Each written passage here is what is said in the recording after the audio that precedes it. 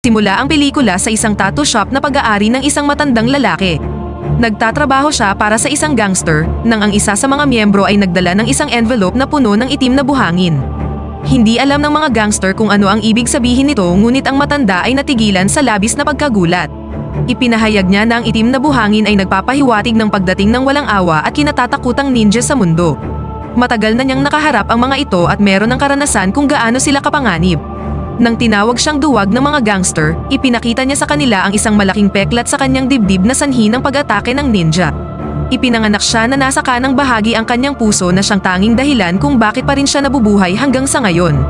Sa pagkabigla ng lahat, biglang nahiwa ang ulo ng isang lalaki at kumalat ang dugo sa buong silid. Pagkatapos, may nahulog na wire mula sa kisame at hinila pataas ang isa pang gangster. Nang itinapon siya pabalik, mga piraso na lang ng kanyang bituka ang nakarating sa sahig. Nanatiling nakatago ang mga ninja sa dilim at sabay-sabay na hiniwa ang katawan ng mga tao na lumikha ng isang bloodbath. Nang mapatay na ang lahat, makikita ang mga ninja na lumabas sa madilim na sulok ng silid. Pagkatapos, ipinakilala sa atin ang Ozuno clan ng Japan. Isa itong clan ng mga ninjas na pinamumunuan ng malupit na si Lord Ozuno. Kumukolekta ang clan ng mga bata mula sa buong mundo at pinapadaan sila sa isang malupit na pagsasanay upang maging ultimate ninja assassin. Sikat ang clan nila sa mga world leaders at ang sinumang makapagbibigay ng 100 libra ng ginto sa angkan ay maaaring umarkila sa kanilang mga assassin at tiyakin ang pagkamatay ng taong gusto nilang puntiryahin. Ang Ozuno clan ay nagtatrabaho ng palihim sa loob ng higit sa 100 taon at nasa likod ng pagkamatay ng Pangulo ng Russia, ang Prime Minister ng Japan at marami pang ibang mga kilalang personalidad. Sa isa sa mga session, ipinakilala ni Lord Ozuno sa ibang miyembro ng grupo ang isang bagong bata na nagngangalang Raizo. Iniwan siya ng kanyang mga magulang at dinala sa clan ng pinuno. May nagsasabi kay Ozuno na si Raizo ang magiging pinuno ng angkan kapag namatay na siya. Dahil sa mga expectation, mas mahigpit ang pagsasanay para kay Raizo. Nang 10 taong gulang na siya, meron na siyang mga peklat sa buong katawan dahil sa mga parusang natatanggap niya sa tuwing nagkakamali siya. Ang isa sa mga mahalagang katangian na dapat taglayin ng isang ninja ay ang kanyang kakayahang manatiling nakatago. Pinalakad si Raizo sa isang marupok na sahig na gawa sa kahoy, ngunit ang isang tunog ay nagresulta sa pagkahiwa ng kanyang mga paa ng isang blade. Sa gabi, halos hindi makatulog ang bata dahil sa sobrang sakit. Pagkatapos, nasaksihan niya ang kabaitan sa unang pagkakataon sa kanyang buhay, nang ang isang batang babae ay naglagay ng gamot sa kanyang mga sugat. Ang pangalan niya ay Kiriko at siya ay kapwa ninja na nagsasanay. Tinuruan ang mga bata na huwag magkaroon ng anumang uri ng emosyon, ngunit iba si Kiriko. Hindi siya naniniwala sa karahasan at pagpatay na sinusuportahan ng angkan. Mabilis na lumipas ang oras at magkasamang lumaki sina Raizo at Kiriko na halos hindi nag-uusap. Si Raizo ang naging pinakamagaling na ninja na sinanay ni Ozuno. Gayunpaman, sa isang laban sa kanyang senior na si Takeshi, natalo siya dahil sa isang maruming taktik ng kalaban. Pinayagan ito ng master at sa halip ay sinisi si Raizo sa pagiging mahina. Gumamit siya ng finger-pushing technique kay Raizo na naging sanhi upang mamilipit sa sakit ang ating bida. Ang kanyang pinakahuling pagsubok ay masurvive ang buong gabi nang walang natatanggap na tulong medikal. Sa kanyang pagbabalik kinabukasan, nakita siya ni Ozuno na handa na para sa panibagong pagsasanay at ipinagmalaki ang estudyante para sa pagpasa niya sa pagsusulit. Hindi nagtagal, si Raizo ay naging pinakamagaling na ninja ng angkan at tinalo ang kalaban na nakapiring at nakagapos ang kanyang mga kamay. Ipinagmamalaki siya ni Kiriko ngunit labis na nadidismaya sa paraan ng pamumuhay ng angkan ng Ozuno. Madalas niyang binabaliwala ang mga alituntunin ng angkan kaya binalaan siya ni Raizo.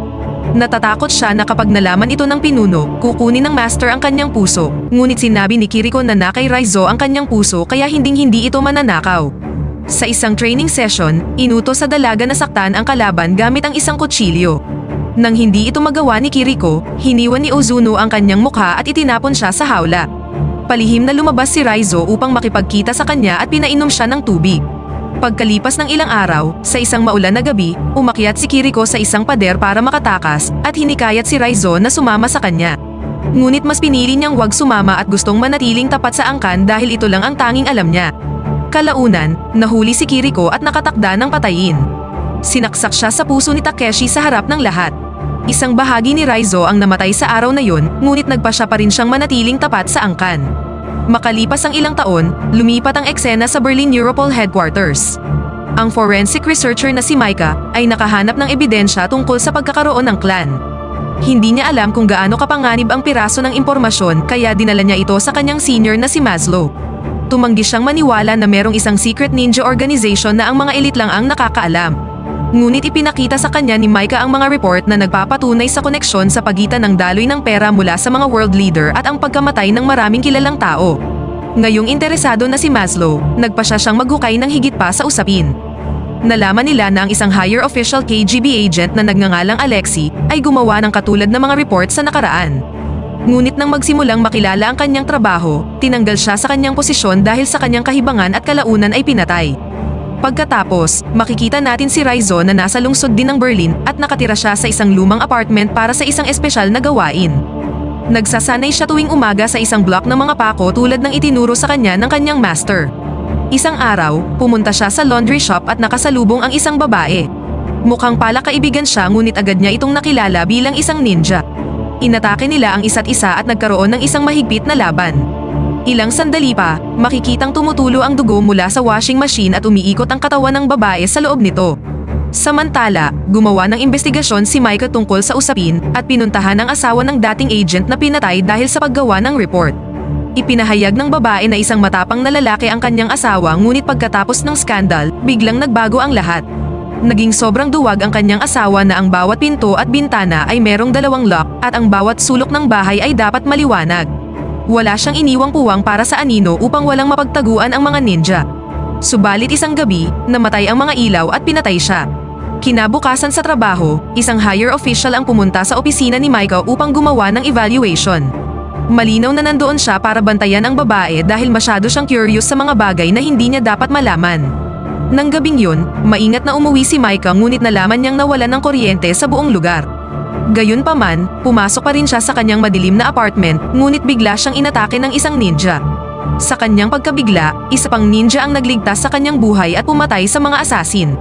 Siya ay walang iba kundi ang lalaking si Rizzo. Ipinakita ang isa pang flashback kung saan nasa isang misyon si Rizzo upang kumpletuhin ang kanyang unang assassination. Pagkatapos ng misyon, pumunta siya sa rooftop upang makipagkita sa iba pang miyembro ng clan. Pinaalam ni Lord Ozuno na ipinagmamalaki niya si Rizzo at pinalapit siya sa kanya. Sa kanyang pagkabigla, inatake siya ni Rizzo gamit ang blade na humiwa sa kanyang mukha at isang mata. Dahil dito, inatake siya ng kanyang kapwa ninja at itinapon pababa ng gusali. Halos hindi nakaligtas sa pagkahulog si Rizzo nang bumagsak siya sa tubig. Nang siya'y makarecover, nagtrabaho na siya laban sa Ozuno clan. Namagitan siya sa lahat ng mga pagtatangkang assassination ni Ozuno at iniligtas ang buhay ni Micah sa parehong dahilan. Nagmaneho sila papunta sa isang hotel at nagpalit ng damit dahil gumagamit ang mga ninja ng special smelling technique upang mahanap sila. Kasunod nito, tinawagan niya si Maslow at sinabing kasama niya si Rizzo. Ngunit inutusan si Maslow na hulihin si Rizzo sa sandaling makita niya ito. Alam niyang hindi si Rizzo ang kanilang pangunahing kalaban ngunit kailangan niyang sundin ang utos para sa kanyang sariling buhay. Kaya naman, nang magkita ang tatlo upang pag-usapan ang sunod na hakbang sa plano, pinaligiran si Rizzo ng mga pulis at inaresto siya. Dinala siya sa isang hideout at ikinadena sa isang kulungan. Nalaman ni Micah na inaresto siya ni Maslow dahil lang sa isang utos, ngunit tumanggi siyang pakawalan si Rizzo dahil alam niyang ligtas siya sa kulungan. Kinagabihan, pumunta si Micah kay Rizzo at inalok siya ng tubig. Sinamantala ni Rizzo ang pagkakataon para ipaalam na anumang segundo ay darating na ang mga asasin. Sinubukang balaan ni Micah si Maslow ngunit huli na ang lahat. Namatay ang mga ilaw at lumabas ang napakaraming ninja sa dilim. Kahit merong pinaka-advanced na sandata, napatunayang walang binatbat ang mga sundalo laban sa mga mabibilis na ninja. Nagmamadaling binuksan ni Micah ang chain sa mga kamay ni Rizzo bago pa siya mapatay ng isang assassin. Nilabanan niya ang mga ninja at inutusan si Micah na tumakas na sa lugar dahil hindi niya kayang iligtas silang dalawa. Si Rizzo ang pinakamahusay na mag-aaral na meron ang Ozuno clan, gayunpaman, mahirap para sa kanya na labanan ng isang grupo ng mga ninja. Sa huli, siya at si Takeshi ay napunta sa kalsada. Kinuha ni Takeshi ang kanyang espada para wakasan na ang buhay ni Rizzo, ngunit dumating si Micah sa tamang oras at binunggo siya ng kanyang sasakyan. Pagkatapos, dinala niya si Rizzo sa isang hotel. Kahit malubha siyang nasugatan, tumanggi si Rizzo na pumunta sa doktor. Umupo si Micah sa tabi ng lalaki upang humingi ng paumanhin dahil wala siyang naitulong at nagpasalamat para sa pagligtas niya ng kanyang buhay. Pagkatapos nito, kinuha niya ang isang tracking device na nagsasabi kay Maslow ng kanilang lokasyon. Ngunit bago pa dumating ang mga pulis, bigla na lang lumitaw ang mga asasin at dinukot si Rizzo. Pagdating ng mga pulis, si Micah na lamang ang nakita nila na nakaupo sa isang sofa. Sinabi niya sa kanila na dinukot si Rizzo 10 minuto na ang nakakalipas. Nang makabalik sa base ng angkan, iniharap si Raizo kay Lord Ozuno. Binigyan siya ng matanda ng huling pagkakataon para humingi ng tawad, ngunit tumanggi si Raizo. Galit na galit si Ozuno dahil naniwala siya dati kay Raizo at inakalang siya ang papalit sa kanyang pwesto bilang master ng clan. Pinatayo niya si Raizo sa parehong lugar kung saan pinatay si Kiriko. Pagkatapos, pinatamaan si Raizo gamit ang finger pushing technique ng 3 beses. Habang ang karamihan sa mga tao ay namatay ng tinamaan ng teknik na ito, si Raizo ay nagsuka lang ng dugo. Kasabay nito, isinuka niya din ang isang tracking device. Bago pa ito makita ng mga ninja, si Maika kasama ang isang buong puwersa ng pulisya ay pumasok na sa lugar at nagdulot ng kaguluhan. Maraming ninja ang napatay gamit ang mga pampasabog, kaya ang pagtago sa dilim at anino ay hindi nagagana. Sa gitna ng labanan, nakaharap ni Raizo ang senior na si Takeshi at kanyang mga tauhan. Kahit hindi patas ang laban, napatay niya ang lahat ng mga ninja at hinintay na umatake si Takeshi. Naglaban ang dalawa gamit ang kanilang buong lakas at si Raizo ang nanalo sa huli. Ngayon, ang tanging taong dapat harapin ni Raizo ay ang kanyang dating master na si Ozuno. Natagpuan niya ang matanda sa loob ng isang silid na nakaupo ng mahinahon habang ang mga tao ay namamatay sa labas. Pinatunayan ng master ang kanyang galing sa pamamagitan ng pagkawala sa hangin at paglabas sa anino sa likod ni Raizo. Gamit ang isang pagtulak, pinalipad niya si Raizo sa kabilang silid. Pareho silang naglabas ng kanilang mga espada na humantong sa isang mabangis na sword fight. Binigyan siya ni Ozuno ng isa pang pagkakataon para humingi ng tawad at sinabing siya ang ama ni Raizo. Ngunit tumugon si Raizo na hindi siya anak ng sino man at sa oras na mapatay niya si Ozuno, ito ang magiging simula ng kanyang malayang buhay. Nang masabi ito, tumalon ang dalawa sa isa't isa ngunit muling nawala si Ozuno. Biglang pumasok si Maika sa silid upang tulungan si Raizo. Gayunpaman, muling lumitaw si Ozuno mula sa mga anino at sinaksak si Maika gamit ang espada. Ang laban ay nahulog sa panig ni Ozuno hanggang sa gawin ni Raizo ang kaparehong teknik at hiniwa ang kanyang katawan ng paulit-ulit mula sa mga anino. Sa huli, napatay si Lord Ozuno gamit ang isang espada sa kanyang balikat. Pagkatapos ng laban, inilabas ni Raizo si Maika at lumapit ang mga paramedic upang tulungan ang dalaga. Lumalabas na ipinanganak din si Maika na nasa kanang bahagi ang kanyang puso at ang ibig sabihin nito ay mabubuhay siya. Sa huling eksena, umakyat si Raizo sa bakod ng academy gaya ng dating gustong ipagawa ni Kiriko sa kanya at dito na nagtatapos ang pelikula.